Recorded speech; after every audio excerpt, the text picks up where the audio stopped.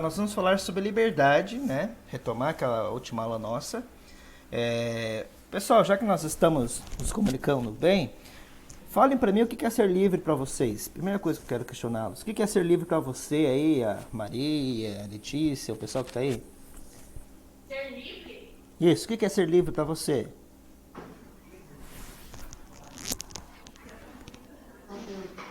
Pode falar, um de cada vez. Fala, gente, o que é ser livre para você? Então, ó, vamos fazer assim. Eu vou. Oi?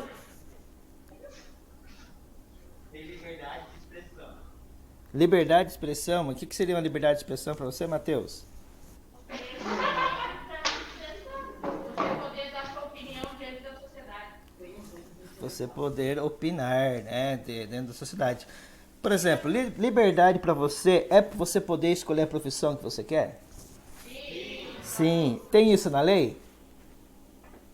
Hã? Eu acho que tem. Ela tem, já que eu fiz não Tem na lei, né? A lei determina lá que todos nós somos livres para escolher nossa profissão.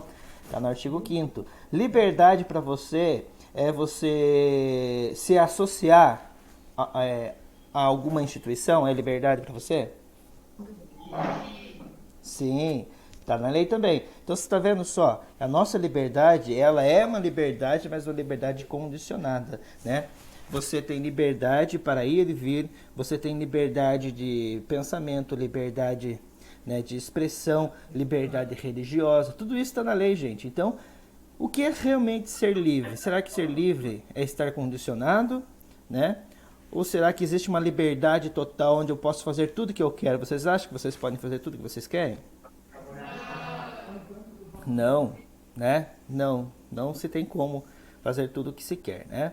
Então, nós vamos confrontar então esses dois conceitos. A liberdade, ela pode ser negativa e positiva? O que vocês acham? Você acha que a liberdade ela pode ser negativa? Ela pode ser positiva. Por exemplo, eu falei, você escolher a própria profissão, né? É positivo isso, certo? Antigamente, a gente falou da mulher lá do século XIX, lembra? A mulher, ela não escolhia o marido, hoje ela escolhe o marido. É uma liberdade isso hoje para ela, né? Poder escolher com quem se casar, certo? Tudo isso é um cunho positivo, podemos dizer assim. Agora, em negativo, quando a liberdade se torna negativa? Falem aí, o que vocês acham? Quando a liberdade se torna negativa? Quando a pessoa acha que ela deve fazer uma coisa, depois ela fica mais não, você faz, ela vai mais. quando a liberdade prejudica a outra pessoa na sociedade. Quando a liberdade prejudica? Outra pessoa na sociedade. Isso, quando a minha liberdade, né, ela se torna tão individual e prejudica, né, outras pessoas dentro da sociedade, certo? Então, pessoal, vamos ver aqui então, ó. Não sei ao certo o que é a liberdade, e é provável que ninguém o saiba, né? Então a gente não consegue cravar realmente aí, né?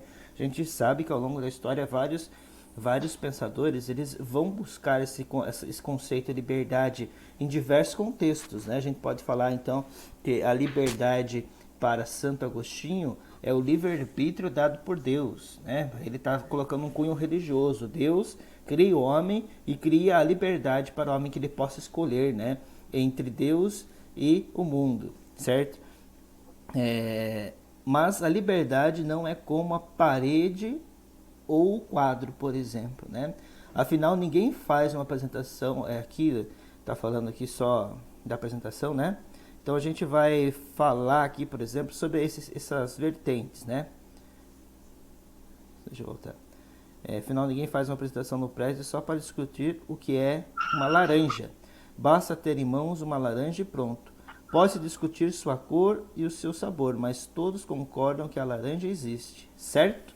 Então, só para a gente entender, né? A liberdade existe? Vocês acham que liberdade existe ou não? Sim. Existe?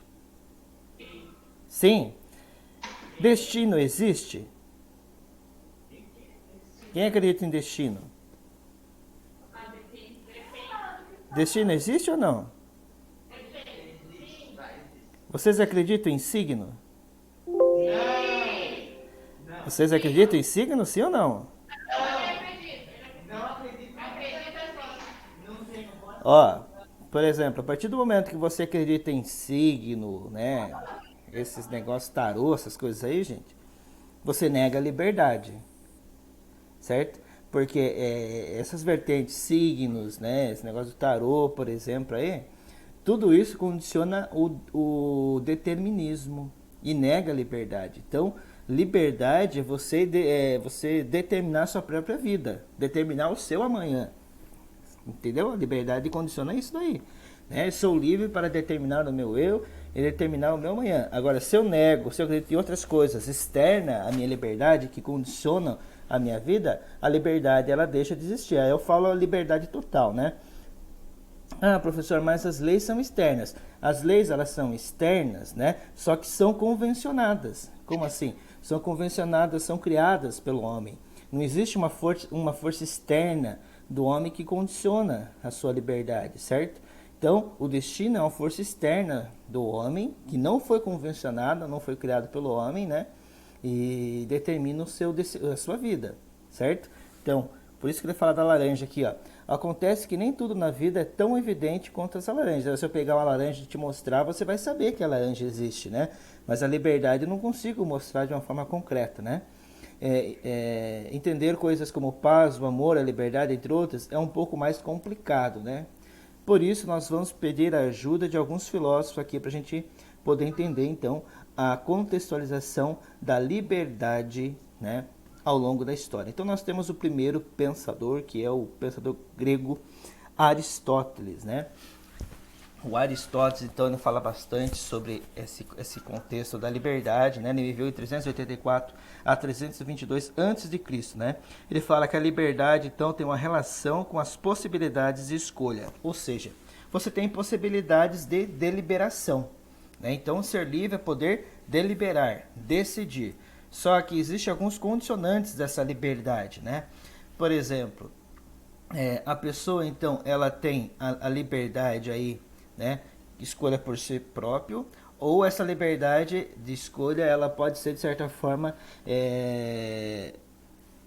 como que eu posso falar assim, ela pode ser forçada, né?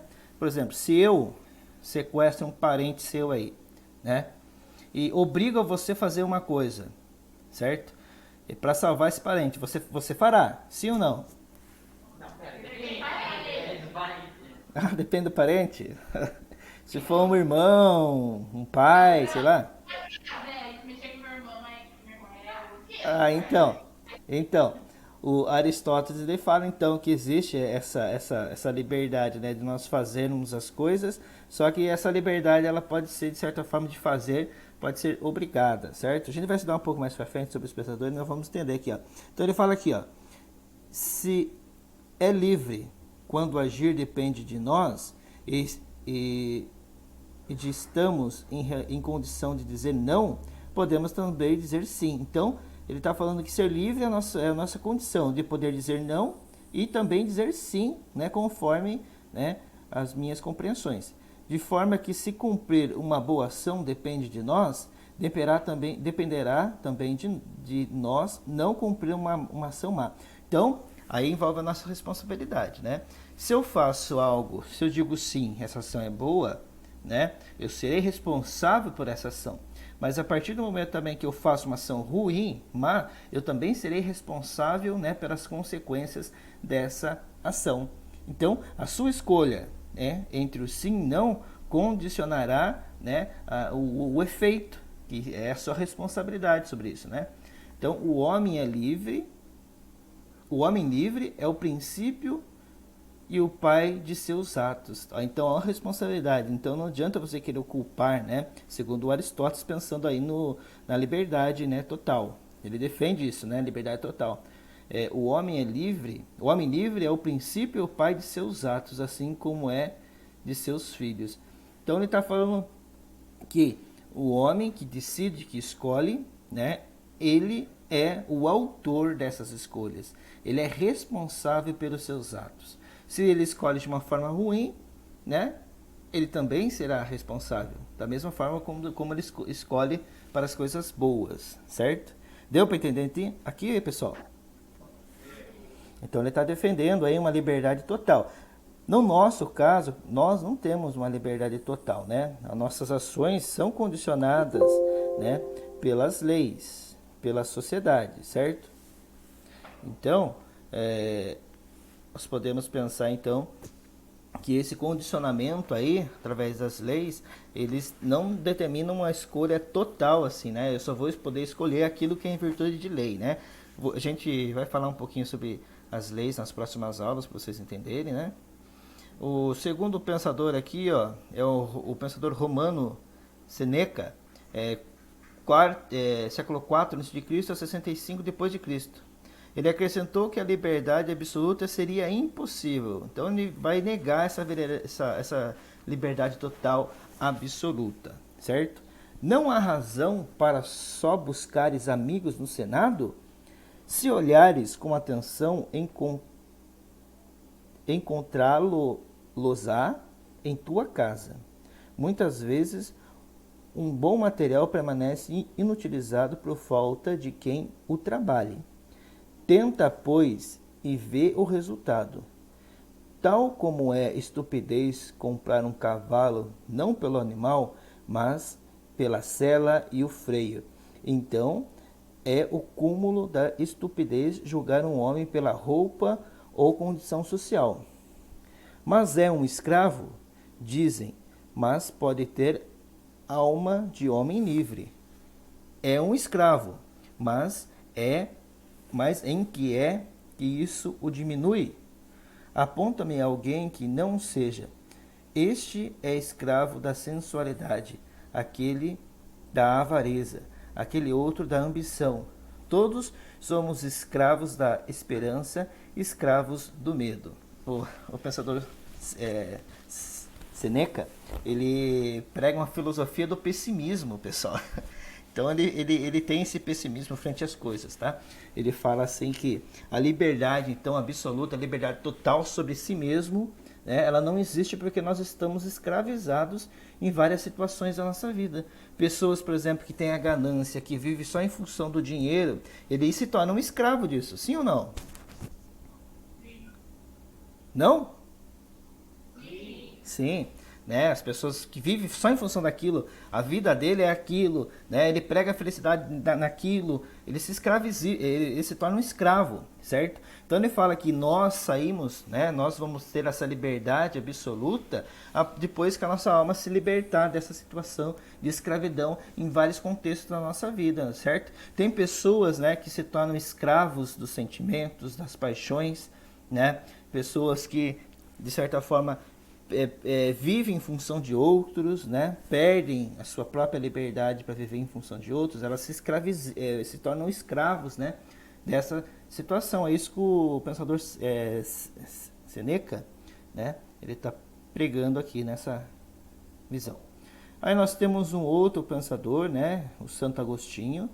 Na Idade Média, então o Santo Agostinho, na Idade Média, né, ele vai discutir esse contexto da liberdade a partir do livre-arbítrio, certo? O livre-arbítrio é você poder decidir livremente, né? No caso do Santo Agostinho aqui, livremente seguir o bem ou o mal, né? A justiça ou a injustiça, Deus ou o mundo, né? Então, esse livro, todos nós temos esse livre-arbítrio? Sim, né? Em poder decidir, certo? Segundo Santo Agostinho, então, Deus nos dá esse livre-arbítrio para nos decidir, né? E essa decisão nos gera o quê? Consequências, responsabilidades, tá?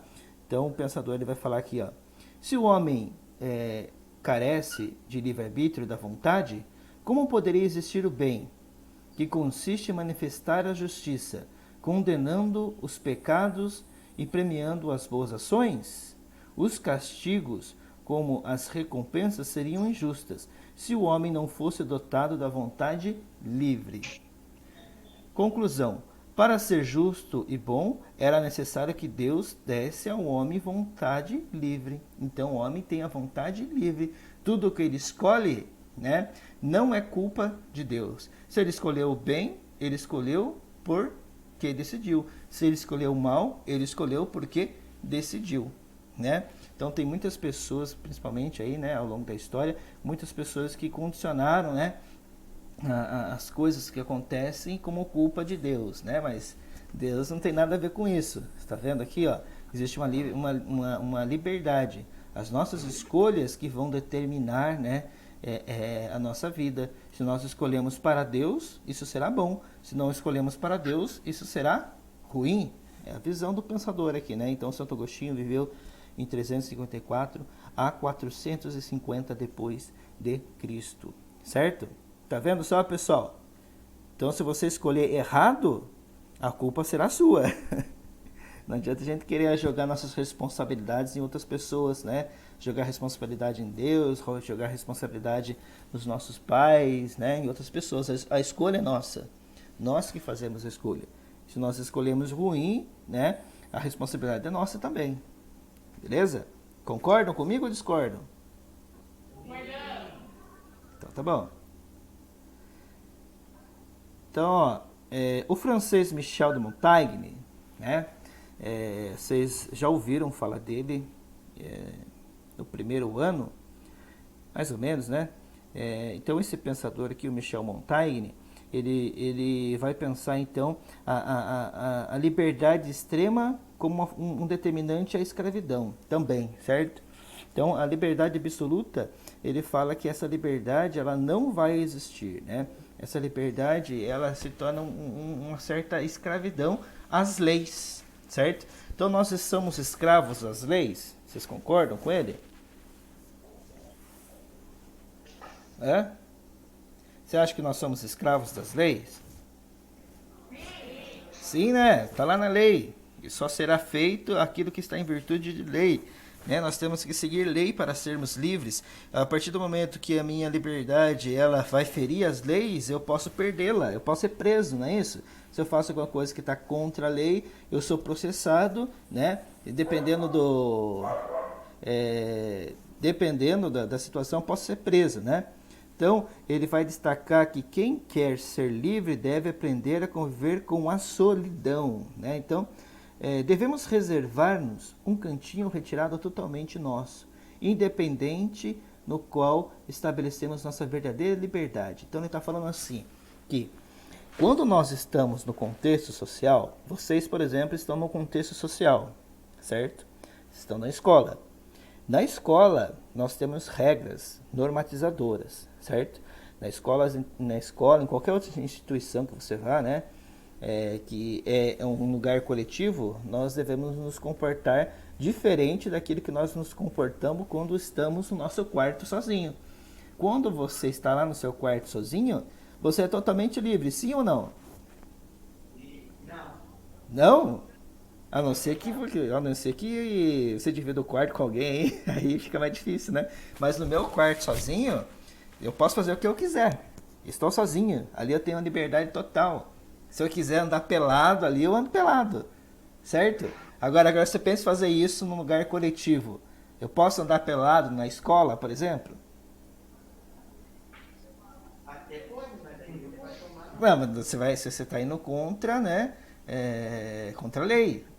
Né? Vamos pensar assim, atentado ao pudor, certo? Se eu andar pelado num lugar público, né? É atentado ao pudor, eu estou indo contra a lei e eu vou preso. Agora, se eu fizer isso dentro do meu quarto, é atentado contra a lei? Sozinho? Não é. Não é? Entendeu? Então, só uma situação que eu coloquei aqui, né?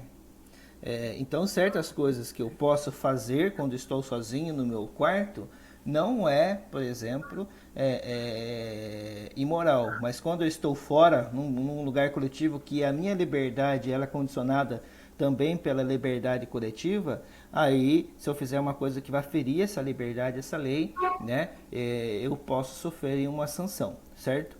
Então, ele está falando assim, que ser livre é aprender a estar sozinho. Então, quando eu aprendo a viver com a solidão, nós conseguimos estar bem mais livres do que quando nós estamos no coletivo. Então, essa liberdade total só existe quando estou sozinho, certo? O que é impossível estar sozinho, não é verdade? Né? Então, o estar sozinho aqui, que ele fala, é impossível nós estarmos sozinhos. Então, essa liberdade extrema, ela é impossível, certo? Então, nós nos tornamos escravos das leis para sermos livres, certo? Nós vamos seguir as leis para sermos livres, tá?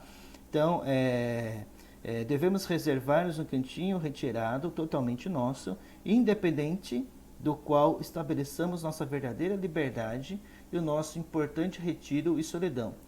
Nele devemos travar conosco nossa habitual conversa sobre nós mesmos, e tão privada que ninguém de nossas relações e nenhuma comunicação de fora encontre espaço.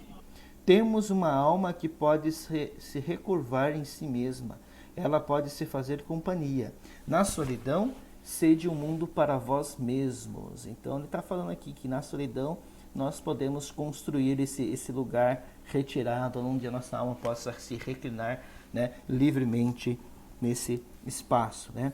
O que deveis procurar não é mais do que o mundo fala de vós, mas como deves falar de vós mesmos. Então ele está falando que nós devemos, né, nos compreender, né, a nossa pessoa, nossa própria liberdade. Então essa compreensão de nós mesmos caracteriza a nossa liberdade. Aí nós temos o pensador Immanuel Kant. Immanuel Kant, então, ele vai falar aí sobre a liberdade, principalmente num livro chamado Metafísica dos Costumes, né? Que ele vai falar sobre dois termos, autonomia e heteronomia, que a gente vai ver aqui, tá? Então, o Immanuel Kant, em 1724 e 1804, propôs um novo conceito de liberdade e dividiu em duas fases de uma mesma moeda. Então, ele fala aqui, ó. Deixa eu ver se... Só um pouquinho. Então, as duas moedas aqui, ó. Liberdade no sentido positivo e liberdade no sentido negativo, certo? Então, a heteronomia, capacidade de respeitar as leis importantes pela coletividade. Exige respeito pela liberdade coletiva dos outros. Então, nós seguimos em uma cidade de heteronomia, né? Agência em relação a qualquer coação exterior, no sentido positivo, tá? Então, a liberdade positiva, ela é pautada na heteronomia, certo? Frase, somos senhores de nós mesmos, podemos fazer leis. Então, somos senhores de nós mesmos, criamos leis para condicionar a quem? A nós mesmos, certo? Então, essa heteronomia, né, é o respeito pela liberdade coletiva dos outros. Então, a heteronomia, então, é a liberdade no sentido positivo, né? Positivo porque é determinado um direito positivo, que se é criado leis, né, para determinar as nossas ações. Liberdade no sentido negativo, independência em relação a qualquer coação exterior, né? Frase, não somos escravos de ninguém, não precisamos seguir leis. Aí, autonomia, né? Capacidade de formular regras para si próprio, certo? Na visão do pensador Kant, tá bom? Exige respeito pela liberdade individual de si. Então há um confronto entre heteronomia e autonomia. Heteronomia, respeito da liberdade de todos, né? A autonomia, respeito à liberdade individual. Então há um confronto, né? Ao mesmo tempo que nós queremos ter a nossa liberdade individual, queremos o melhor para nós, nós devemos respeitar a liberdade do outro que tem o mesmo desejo. Entendeu? Então não pode existir esse confronto dentro da sociedade. Tá? Então, todos nós estamos vinculados nesses dois sentidos, nós temos como se fosse um relógio, né? Esses dois sentidos. Então, a liberdade individual que passa para a heteronomia quando estou, né, vivendo num contexto social coletivo, ao mesmo tempo buscando o melhor para mim, se tornando uma autonomia. Certo? Então, a liberdade positiva, direito de agir, de criar leis, regras, de estar livre para algo, heteronomia. Moral coletiva. Aí vem, né, liberdade negativa ali, ó. Direito de ser livre, de não ser impedido de estar livre de algo. Moral individual, autonomia. Então, nós vivemos esses dois contextos. Eu busco o melhor para mim, nessa moralidade do Manuel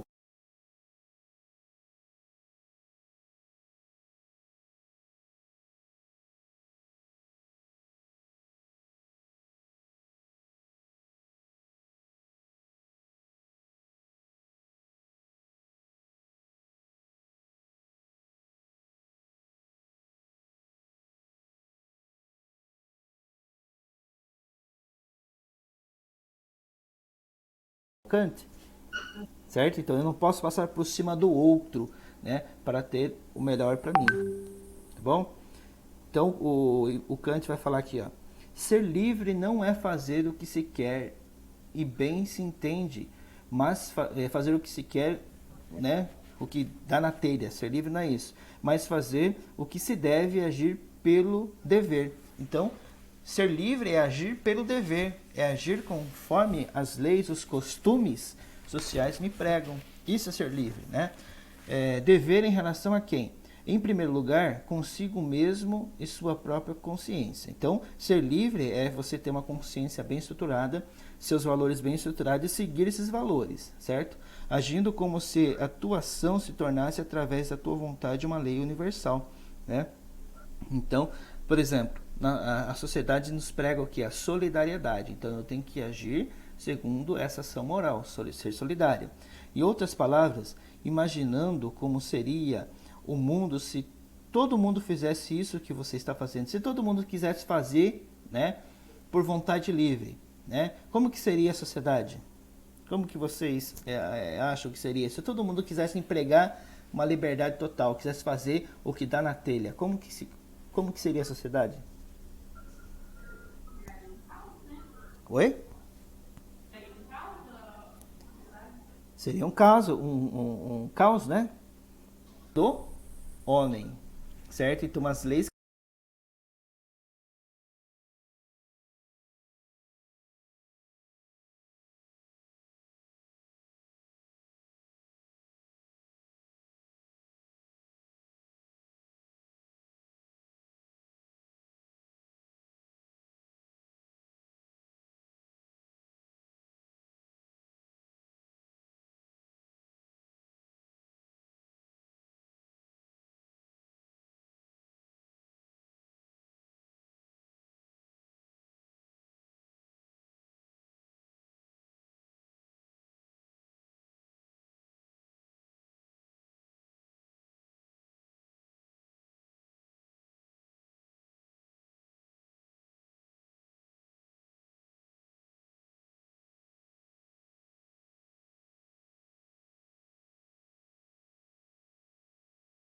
criadas por Deus também condicionam a nossa liberdade. Então, a liberdade total de fazer o que se quer, né, ela se torna negativa até na visão de Deus. Ó, você está vendo só?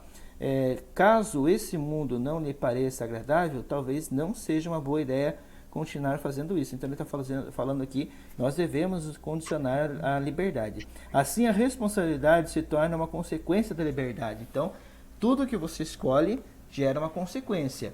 E a escolha foi sua. E a responsabilidade dessa consequência é sua também. Certo? Aí nós temos aqui o pensador Jean Paul Sartre. Ele busca então o existencialismo, né? E ele vai falar aqui, ó.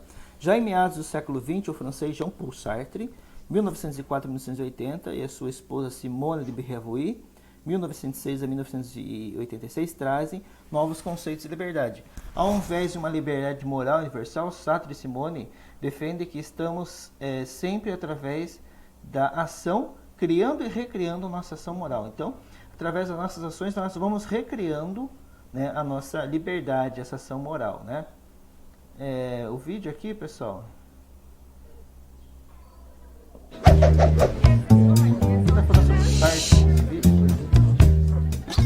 The existentialist Jean-Paul Sartre thought that human beings... Eu vou passar ele que ele está em outra linguagem, não vai dar para a gente entender, tá bom? Então, queremos a liberdade por puro amor à liberdade. Nós queremos ser livres, ninguém quer estar restringido de liberdade, né? E livres, descobrimos que ela depende inteiramente da liberdade dos outros. Então, eu sou livre à medida que o outro é livre. Está vendo só? Eu só consigo ser livre se o outro também for livre. E que a liberdade dos outros depende da nossa própria. Então, vice-versa, assim, né? Obviamente, a liberdade já foi definida como não depender dos outros. Mas existindo a convivência, o coletivo, sou obrigado a querer a liberdade dos outros, ao mesmo tempo em que a minha. Não posso fazer do meu objetivo a liberdade, mas a menos que eu faça da liberdade de outros igualmente a minha meta. Então, a partir do momento que eu vou me esforçar, né, para que o outro seja livre, eu me torno livre. Se eu luto pela liberdade do outro, estou lutando também pela minha liberdade. Essa é a visão do Sartre, certo? Deixa eu ver aqui se... É isso mesmo. Outro existencialista, Albert Camus, né, 1913 a 1960, né, reforçou o nexo entre liberdade e responsabilidade através da ideia de que somos, ao mesmo tempo, juízes e penitentes. Né? Então, ao mesmo tempo que estou livre, eu sou juiz das minhas próprias ações, né? E sou penitente dessas responsabilidades. Se eu escolher mal, eu vou ser prejudicado pela minha própria escolha, certo? Se eu escolher de uma forma boa, eu também vou ter aí, né, consequências dessa escolha, certo? Então ele fala aqui, antigamente só tinha liberdade na boca, no café da manhã, eu passava em minhas torradas, mastigava-os durante o dia, levava ao mundo um hábito deliciosamente refrescado pela liberdade. Eu atirava esta palavra mestre a quem quer que me contradissesse. Eu tinha colocado a serviço dos meus desejos e poderes. Murmurava na cama, ao ouvido adormecido de minhas companheiras, e era com sua ajuda que eu me descartava delas. Eu a desejava escorregar. Afinal, aconteceu de eu fazer da liberdade um uso mais desinteressado e até mesmo avaliei minha ingenuidade, defendê-la 2 ou 3 vezes sem chegar, é bem verdade, a morrer por ela, mas correndo alguns riscos. É preciso me perdoar essas imprudências. Eu não sabia o que é que se comemora